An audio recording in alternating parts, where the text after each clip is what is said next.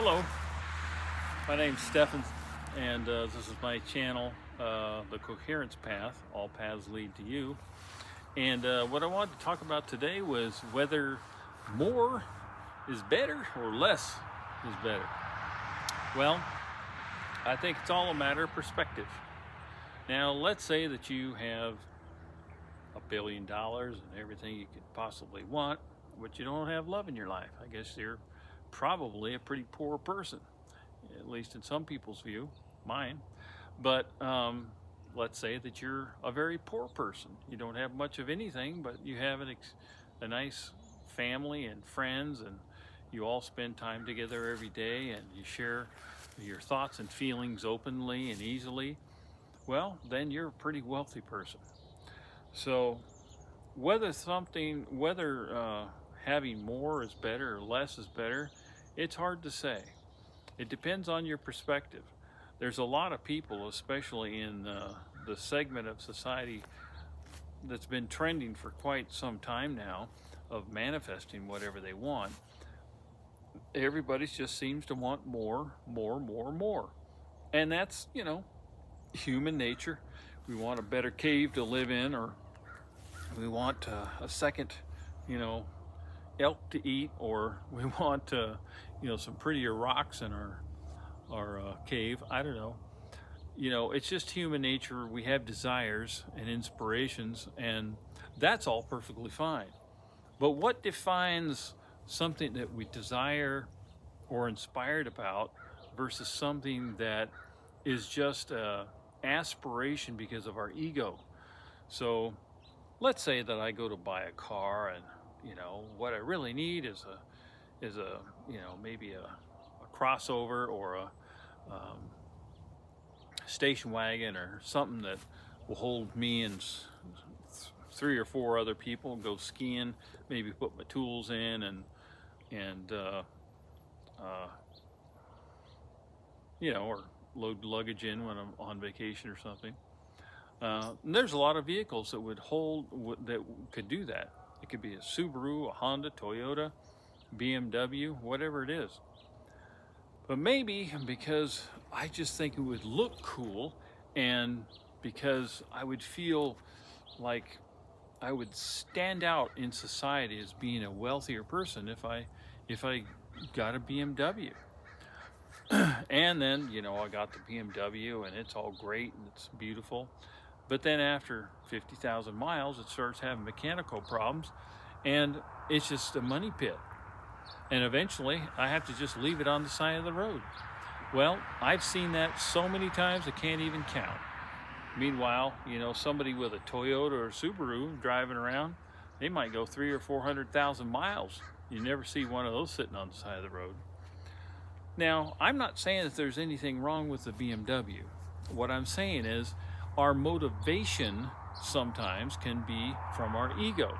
So our whole passion and desire is to get something just for the purpose of an external viewpoint of satisfaction. It doesn't come from a coherent stability within ourselves of not caring what anybody else thinks. If sometimes we want to have this or have that, and we really think about why it is that we want those things, it's either that we're trying to show off, or we're not wanting to create it ourselves. Sometimes we're just lazy. Well, I'll just sit here and meditate for as long as it takes, and I'll just magically manifest this, or I'll manifest that. When what you really ought to do is just, work a job that you like, save your money, and buy something that suits your needs to work with. And again, I'm not saying that you can't have nice things. There's a lot of things that people have that are much nicer than the things I have, and they deserve them, because they have put their mind to it to do that. If you want to start a company and make millions of dollars, go for it. I say enjoy the splendor that the universe can provide. If you want to live in a 20,000, square foot mansion with, 50 rooms and have 1,000 cars, I don't care. I say that's awesome. That's great. I mean, I think if I had that, I don't know, I'd probably get lost inside the house because it'd be so big, and I'd always be taking those cars down to have their oil changed, every month it seemed like. But it just seems like a lot of things to keep track of. But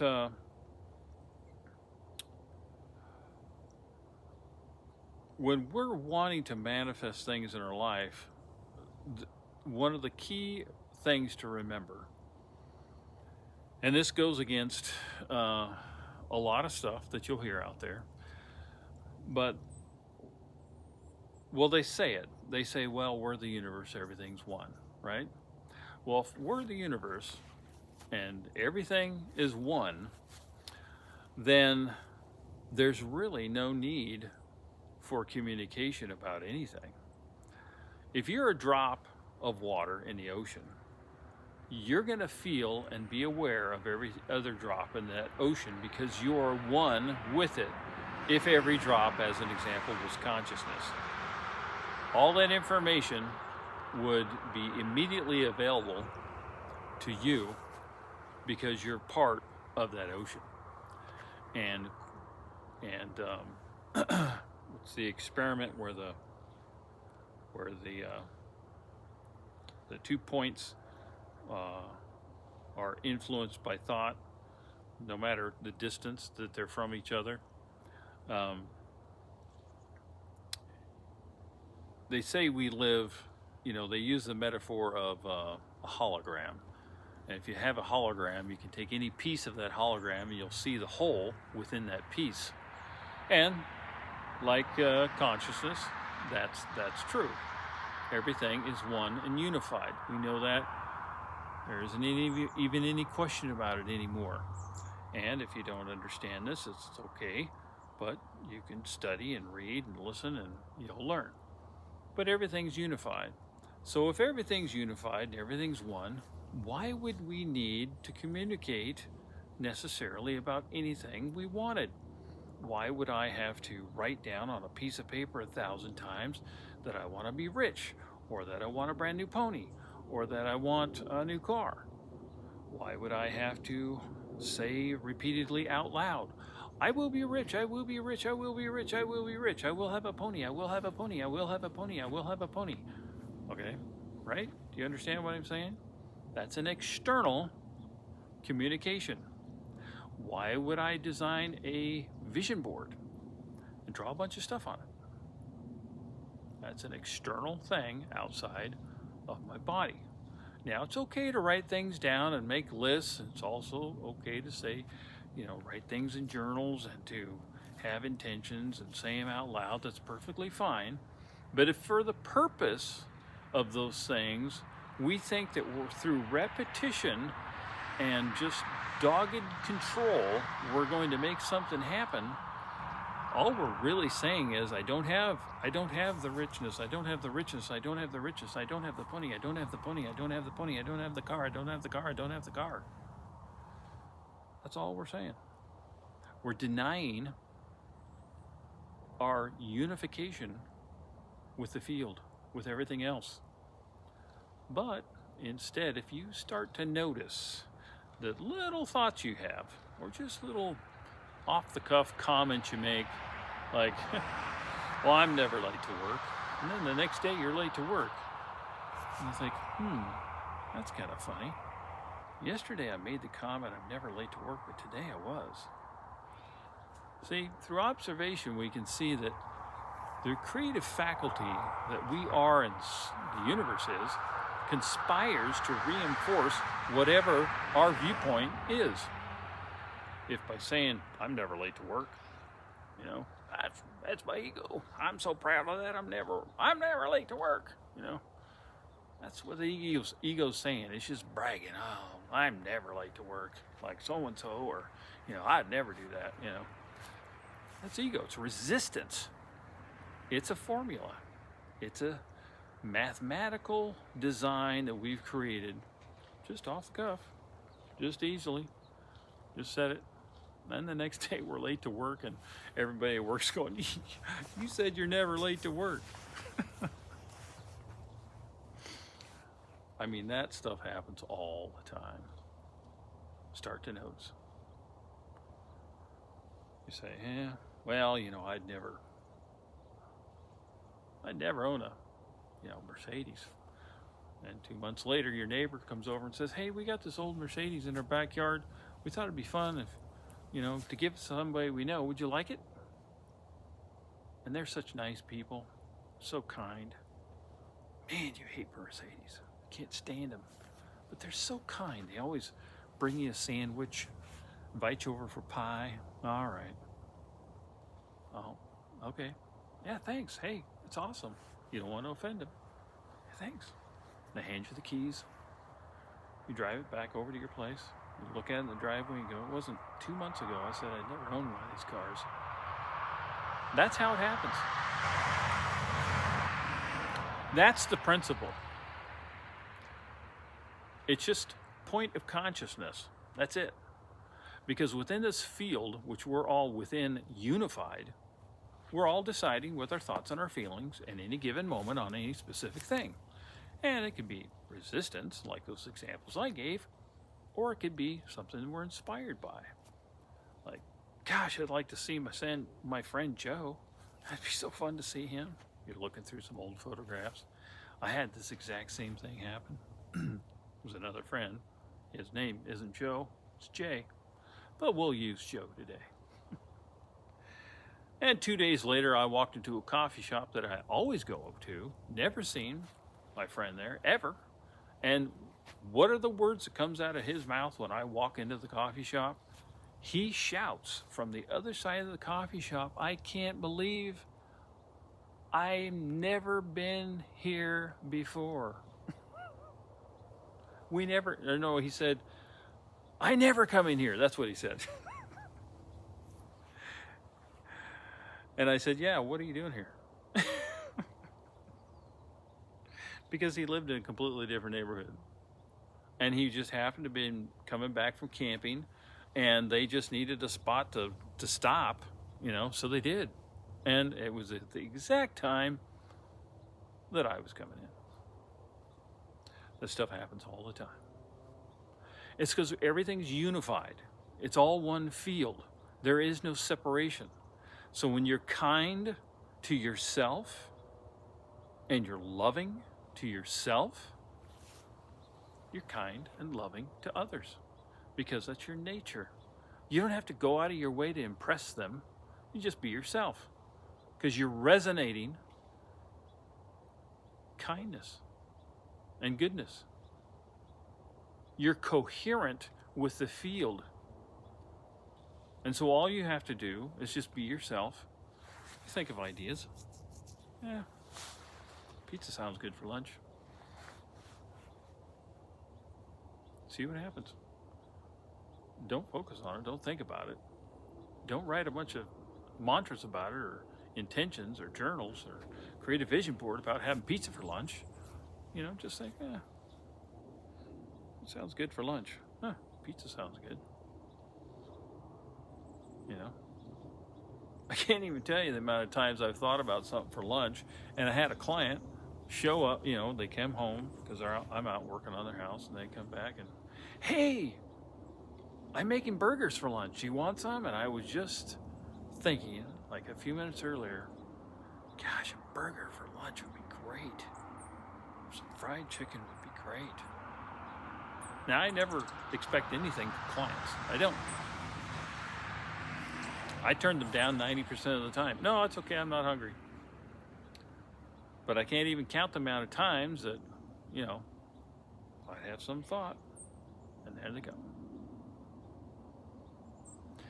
Well, this job's about over. I guess I'll be needing another one, paying X amount. That's about all I thought. Somebody texts me, emails me, or the client I'm working for, without me asking, hey, I got this other project I'd like you to work on. Guess how much that ends up to be, about what I need. And I didn't design it oh, I'm going to give them the bid based on what I need. No, you don't do that. You're fair. That's what being good is. You're fair. I just had one of my clients offer to give me a car. I think it was only 2 weeks ago. Now, this happened before. This happened again. I just had a client, I was just thinking it must have been about a week ago. I just went through my head. I thought, it'd be funny if somebody gave me another car. I mean, this stuff's ridiculous.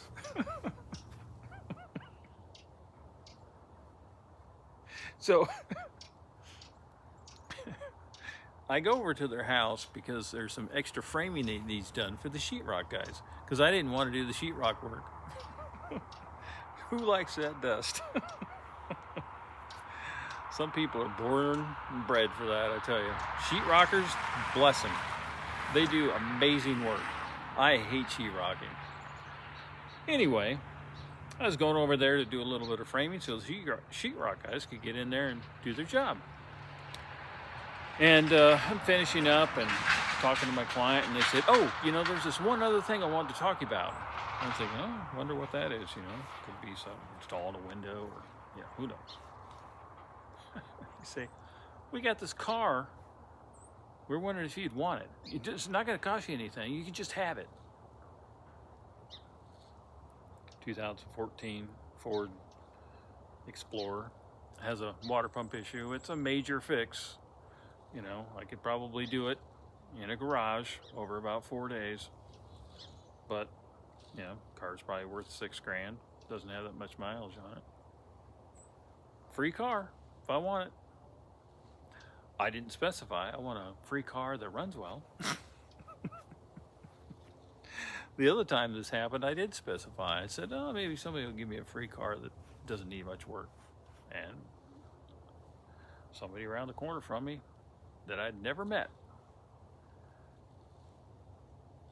got my phone number off of next door and said, hey, we got this car. We're wondering if you'd like it. It's free. Went over there. It was in brand new condition. So